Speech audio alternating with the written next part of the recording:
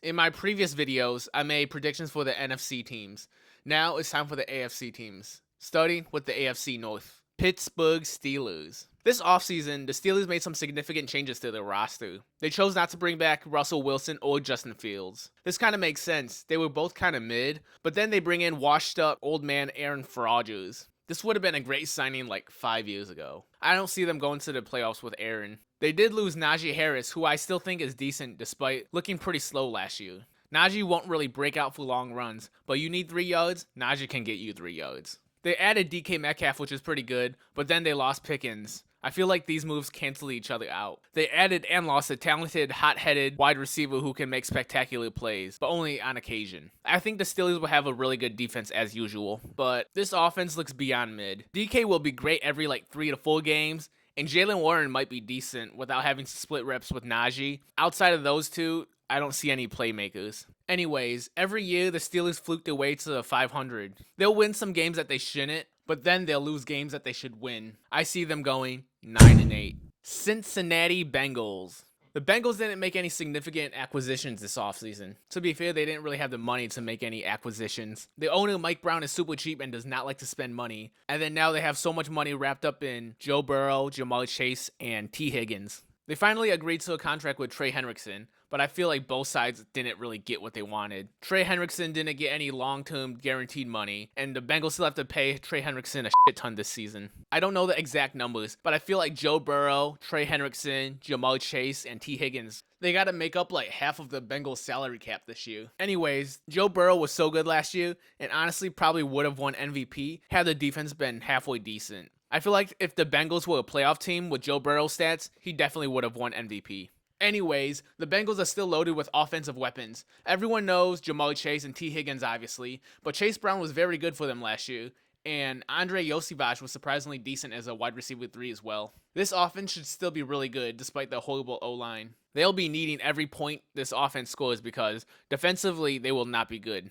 I feel like Trey Hendrickson was the only positive play on defense last year.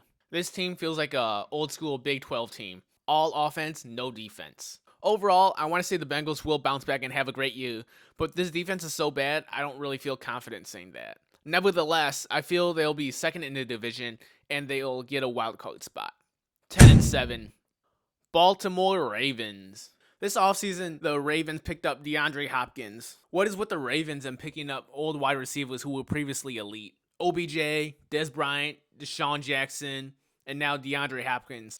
They all signed with the Ravens when they were old and washed. They also got Jair Alexander, who is a great pickup for them. Their defense is already elite, and adding Jair, if he's healthy and can stay on the field, will make this elite defense even better. I really like Kyle Hamilton. He's one of the best safeties in the league. Roquan Smith is also a really good linebacker, and the cornerback room of Jair Alexander, Marlon Humphreys, and Nate Wiggins is honestly really good. This is looking to be a top 3 defense in the league. Lamar had such a great season last year, and he had a very strong argument for MVP.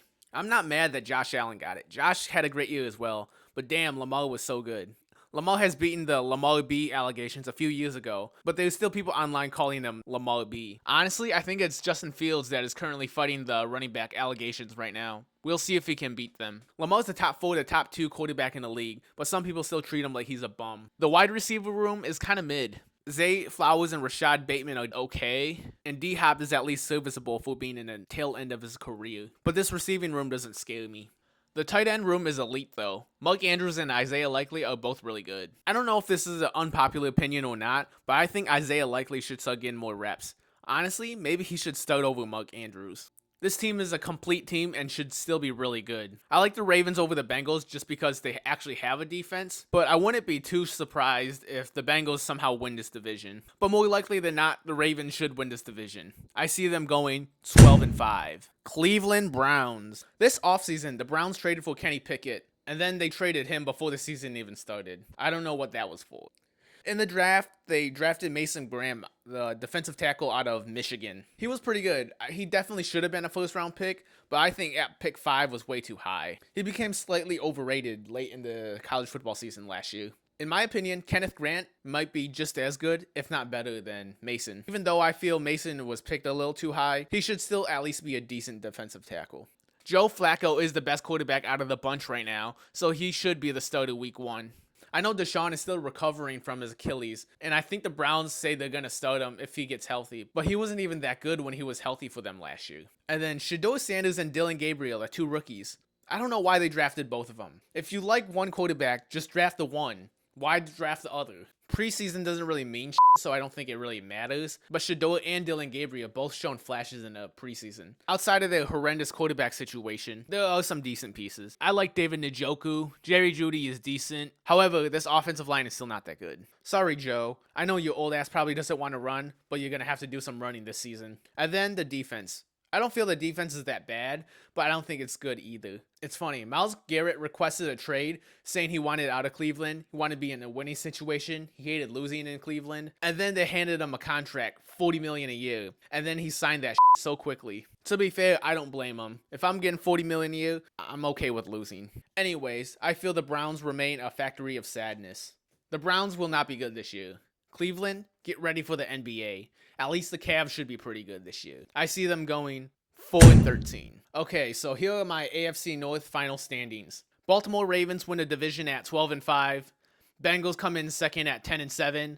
The Pittsburgh Steelers finish third at 9-8. And the Browns come last at 4-13. Thanks for making it to the end of the video. Make sure that you leave a like if you enjoyed. My next prediction will be the AFC East. Stay tuned for that. Alright, peace.